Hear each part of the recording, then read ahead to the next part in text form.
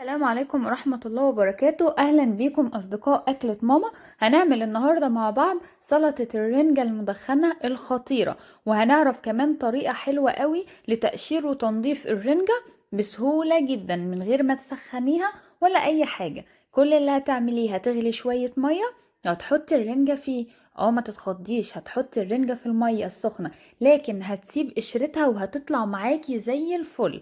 وحتى لو ملحها زيادة، المية دي هتشيلك اي ملح زايد من الرنجة. وما تخافيش، المية ولا هتهريها ولا هتعمل فيها اي حاجة، ولا هتحسي اصلا ان هي كانت في مية.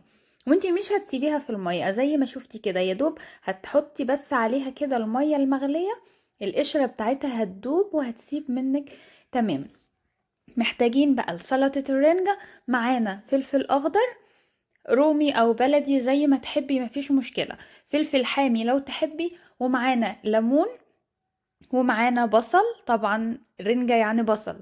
وكل الكلام ده هنقطعه كده سلطة زي السلطة البلدي، وهننضف الرنجة وهنقطعها برضو قطع صغيرة، وهنضيف كل ده مع بعض.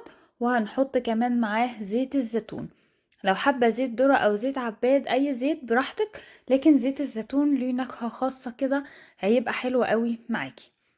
شايفين ازاي الرنجة بتتقشر بكل سهولة؟ كده عملنا سلطة، وعملنا كمان رنجة متنضفة وزي الفل تتاكل لوحدها. وطبعا ما نسيناش البطارخ، عملنا طبق بطارخ كده محترم، وبالهنا والشفا. لو عجبتكم الوصفة ما تنسونيش بلايك وشير وسبسكرايب للقناة، وياريت تقولولي في التعليقات بتنضفوا الرنجة ازاي. جربتوا سلطة الرنجة ولا لأ؟